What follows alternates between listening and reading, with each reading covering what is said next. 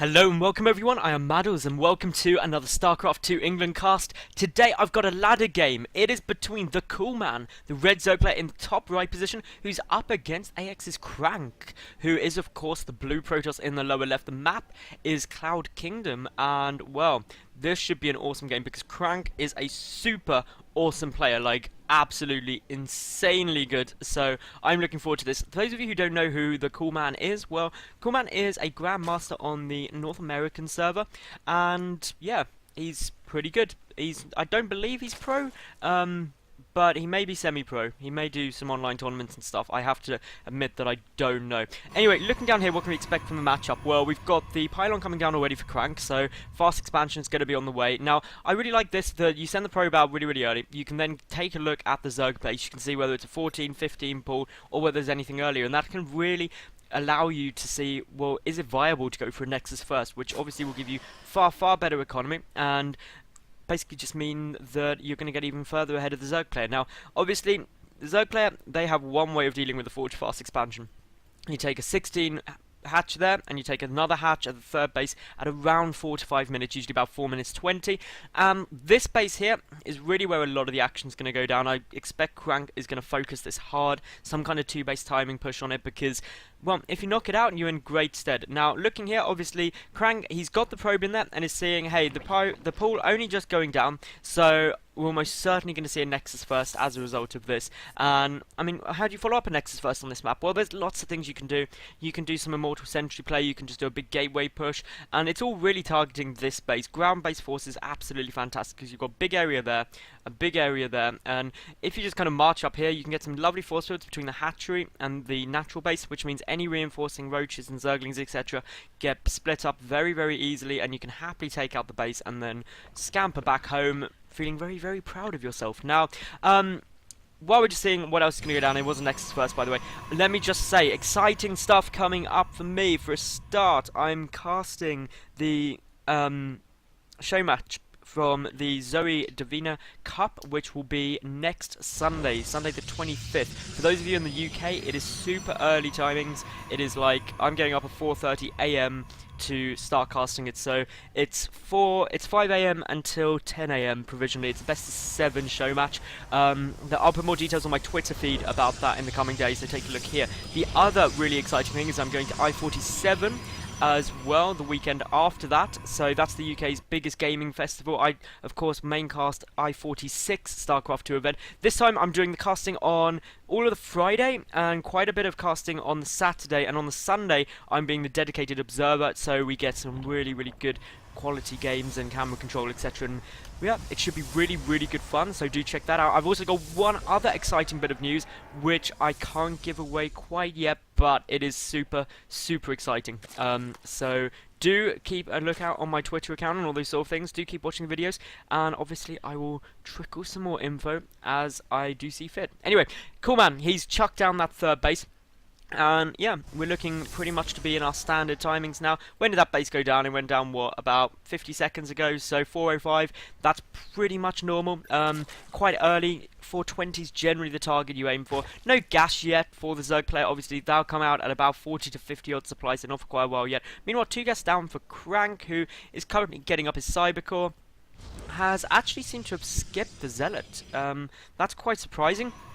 Usually you see, well, it's not surprising, it's just very risky. You went Nexus first and skipping the Zealots, so he is going absolutely as economically focused as he possibly can. Obviously, these 2 Zerglings are sitting there. There is a cannon there, so unless there's an awful lot of Zerglings, there's not really a risk. We do have the +1 Protoss ground weapons on their way out. In terms of the work account between these 2 players, obviously CranK is ahead at the moment, and he will be until this third base gets up and running nicely. The third queen there injecting away. The creep spread, only 1 creep tumor, and I really do think that it's a great move to just get an extra queen out to spread creep, especially on a map like Cloud Kingdom where it's so wide. You need more creep tumors, especially when you know this base is going to be under so much pressure.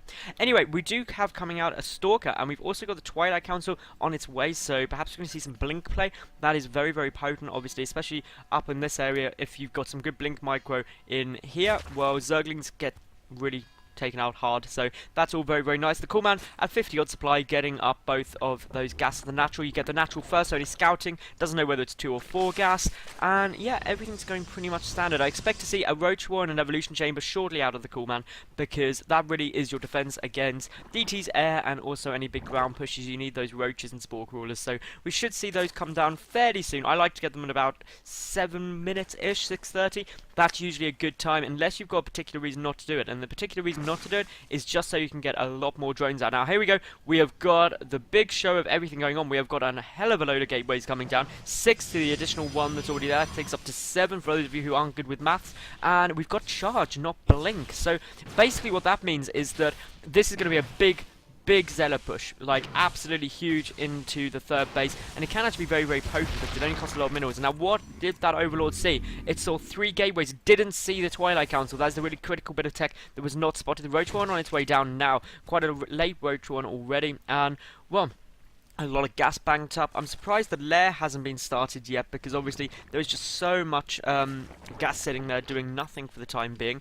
Lots of spine crawlers coming down. That is a great move. It's going to be the best way to really deal with those zealots, except zealots can tank an awful lot of damage. Really, roaches is what you need. The Zerglings are pushing forward though, and will stop the proxy pylon, which means reinforcements will be a bit further delayed. But if we look back here, there's a pylon the CranK prepared earlier, for anyone who knows what Blue Peter is. And anyway, as we can see here, we've got a bit of engagement coming in. A lot of zealots here. Charge is done. The Zerglings are in full retreat, trying to run away from this, because obviously they are not going to engage well against these zealots, especially with the +1 attack compared to no upgrades. That means the zealots 2-shot Zerglings. The first spine crawler was cancelled. The second one has just finished, but is it going to be enough? I don't think so. The one stalker there as well. The zealots doing good damage to everything, but for the moment it looks like the Coolman is going to be able to seal the deal. He's got 12 more roaches in production, and those roaches are going to be incredibly good against the zealots alone. And well, as you can see, the Queen's trying to get focused down. One Queen is going to go down very, very quickly here. The second Queen gets picked up as well. That is always a big win. Now, obviously, the rest of these zealots should get cleaned up now, but how many Queens were taken out? Well, obviously 2. There are 2 remaining, so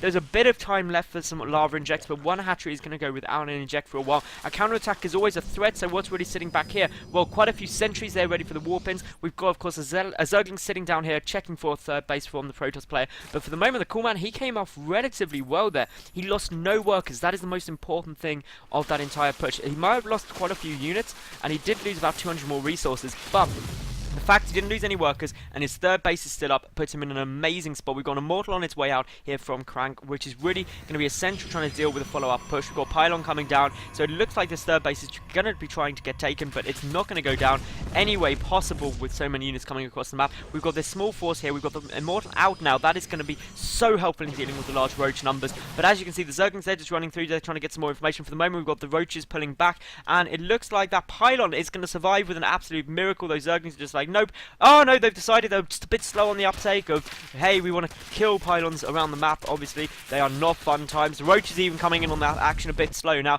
in terms of upgrades, obviously the lair on its way is down, and obviously we've got the roach speed, we've got the baning nest coming down, the double Evo chamber, but upgrades for the Protoss player are way ahead. +2 melee ground attack already done, +3 ground attack on its way. No upgrades at all for the Zerg players, so upgrades incredibly powerful. Now, we do see the Overseer is there. We do have the first Zerglings coming in, and they are going to be able to get a full surround on this army, and the force fields do not go down in time. We have got so many units coming in here, and the Coolman in an absolutely amazing spot. So many force fields on their way. The Immortal is still up. More force fields coming down, but so much of this Protoss force has been cleaned up. The supply for CranK absolutely tumbling. That Immortal getting focused down by the roaches, and this could be GG right here. The Coolman with a brilliant timing push, and he is now a good 40 supply ahead of his opponent. And well, as you can see, all of these units still going absolutely mad. We've got reinforcements coming over, a cancel forced as the 3rd, and even though it wasn't yet a completely crushing blow, the fact that the Coolman is keeping his opponent on 2 bases is absolutely brilliant. He had an amazing engagement there, very, very cost effective, as you can see by the resources lost, and now taking his 4th base behind this, precisely the cornerstone of StarCraft 2.